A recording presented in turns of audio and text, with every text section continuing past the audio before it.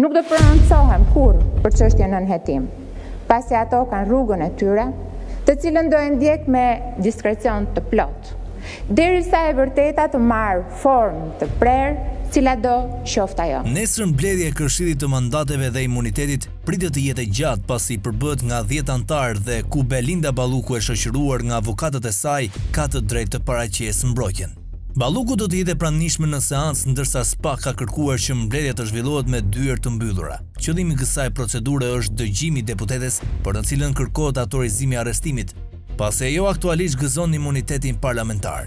Çdo antar i Këshillit pritet i drejtojë pyetje Ballukut, çka e bën seancën të zgjasë për disa orë.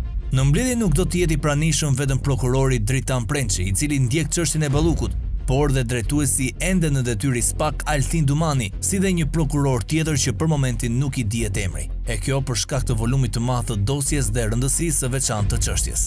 Mësohet se janë marrë masa që dokumentet të dosjes sekrete të mos filmohen nga asnjë antar i komisionit. Çdo gjë do të jetë filmuar nga kamerat e vendosura në sallën e mbledhjes.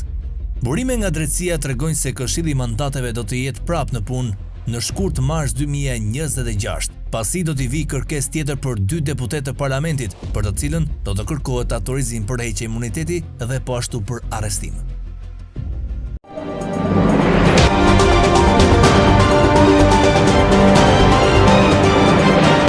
Editoriali Koha Jon.